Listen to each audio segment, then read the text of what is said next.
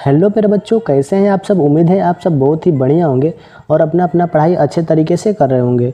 तो बच्चों, आज हम लोग कक्षा 10वीं के जीव विज्ञान के यानी कि बायोलॉजी के चैप्टर नंबर 2 जिनका नाम है श्वसन, तो इसके ऑब्जेक्टिव क्वेश्चन को देखने वाले हैं। तो आप लोगों से बस छोटा सा रिक्वेस्ट है कि वीडियो के अंत तक बने रहिएगा और अगर आप हमारे चैनल पर नए हैं तो चैनल को सब्सक्राइब ज़रूर कीजिएगा। तो चलिए वीडियो को स्टार्ट करते हैं। तो आप लोगों का पहला प्रश्न है, इनमें सामान्यतः किसका उपयोग कोशिका द्वारा ऊर्जा उत्पादन के लिए होता है। दोस्तों, मैं ऑप्शन नहीं पढ़ूंगा क्योंकि ज़्यादा वीडियो लंबा हो जाएगा, तो मैं सीधा डायरेक्ट आप लोगों को आंसर बताऊंगा। अगर आप लोगों को आंसर पता है तो वीडियो को रोक करके आप लोग कमेंट बॉक्स में आंसर लिख सकते हैं। तो इसका जो राइट आंसर होगा ऑप्शन नंबर ग हो जाएगा, ग्लूकोज। आपका अगला प्रश्न है, पौधों में किस क्रिया के द्वारा बाहरी वातावरण से ऑक्सीजन कोशिकाओं को पहुँचाता है। तो इसका जो राइट आंसर होगा ऑप्शन नंबर आपका ए हो जाएगा, विसरण द्वारा। ऑप्शन नंबर ए सही हो जाएगा।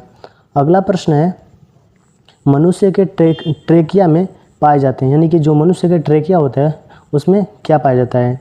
तो इसका जो राइट आंसर होगा ऑप्शन नंबर आपका ख हो जाएगा, उपस्थित के बने व अपूर्ण वलय। ठीक है, आपका ऑप्शन नंबर ख हो जाएगा। अगला प्रश्न की ओर चलते हैं।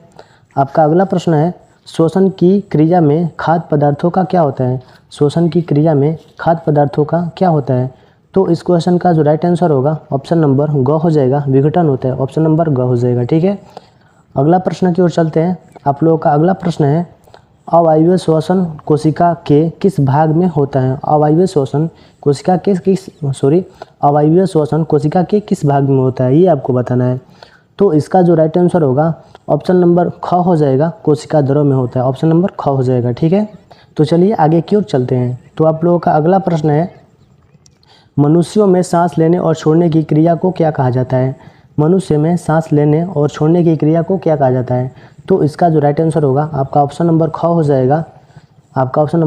जाएगा, श्वासोच्छ्वास कहते हैं। ठीक है, अगला प्रश्न है, आणविक ऑक्सीजन के उपलब्ध नहीं होने से पाइरूवेट का परिवर्तन जंतुओं में किस यौगिकों में होता है।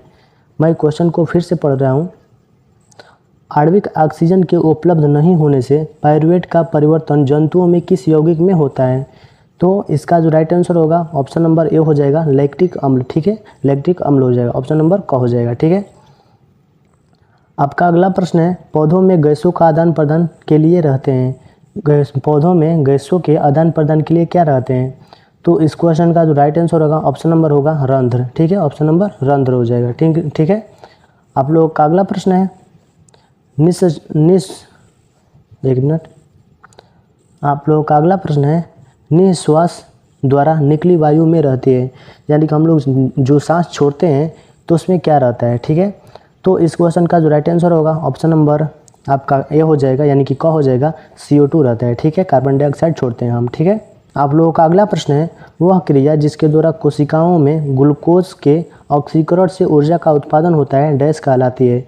वह क्रिया जिसके द्वारा कोशिकाओं में ग्लूकोज के ऑक्सीकरण से ऊर्जा का उत्पादन होता है, डैश क्या कहलाता है।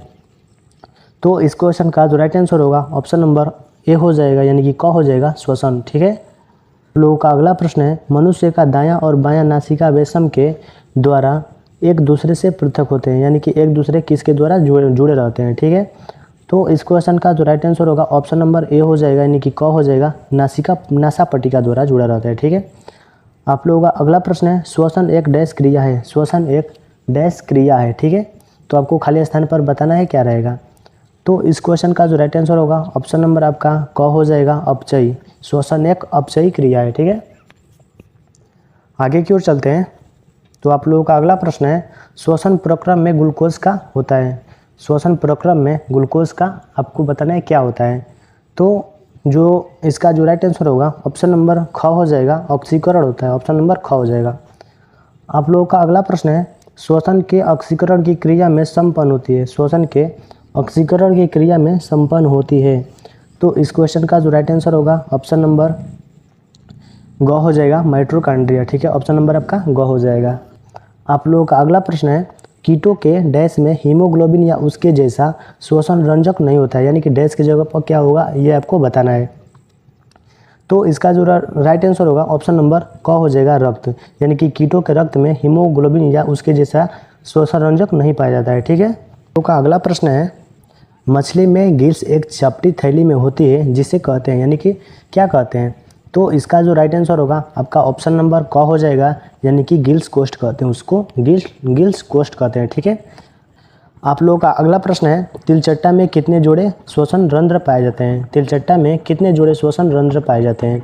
तो इसका जो राइट आंसर होगा ऑप्शन नंबर आपका ग हो जाएगा, 10 होता है, ऑप्शन नंबर ग हो जाएगा। ठीक है, यहाँ टाइपिंग करने में मिस्टेक हो गया है, उसके लिए सॉरी। आप लोगों का अगला प्रश्न है, मछली का श्वसन अंग क्या है, यानी कि मछली किसके जरिए सांस लेती है। तो इसका जो राइट आंसर होगा आप सभी को पता होना चाहिए। तो इसका जो राइट आंसर होगा ऑप्शन नंबर क हो जाएगा, गिल कोष्ठक के द्वारा सांस लेती है। ठीक है, तो आप लोगों का अगला प्रश्न है, तिलचट्टा का श्वसन अंग क्या है, यानी तिलचट्टा किसके जरिए सांस लेता है। तो इसका जो राइट आंसर होगा ऑप्शन नंबर ख हो जाएगा, ट्रेकिया द्वारा। क्या हो जाएगा, ट्रेकिया द्वारा। ठीक है, आप लोगों का अगला प्रश्न है, मनुष्य का श्वसन अंग क्या है, यानी कि मनुष्य किसके जरिए सांस लेता है। तो ये तो आप सभी को पता होगा कि हम लोग फेफड़ा के जरिए सांस लेते हैं। तो इसका जो राइट आंसर होगा ऑप्शन नंबर ग हो जाएगा, फेफड़ा। ठीक है, तो आपका अगला प्रश्न है, ट्रेकिया की लंबाई कितनी है, यानी कि जो ट्रेकिया होती है उसकी लंबाई कितनी है। तो इसका जो राइट आंसर होगा ऑप्शन नंबर ख हो जाएगा, 11 सेंटीमीटर, ऑप्शन नंबर ख हो जाएगा। अगला प्रश्न है, मछली में गिल्स कितने समूहों में पाया जाता है। मछली में गिल्स कितने समूहों में पाया जाता है। तो इसका जो राइट आंसर होगा ऑप्शन नंबर ग हो जाएगा, 2 समूहों में पाया जाता है। तो आज के लिए इतना ही। आशा करता हूँ आप लोगों को वीडियो पसंद आया हो। अगर वीडियो पसंद आया तो वीडियो को एक लाइक ज़रूर कर देना और अपने दोस्तों के साथ शेयर ज़रूर कर देना, ताकि वो भी इस वीडियो को देख सके। तो मिलते हैं अगले न्यू वीडियो में, तब तक के लिए जय हिंद।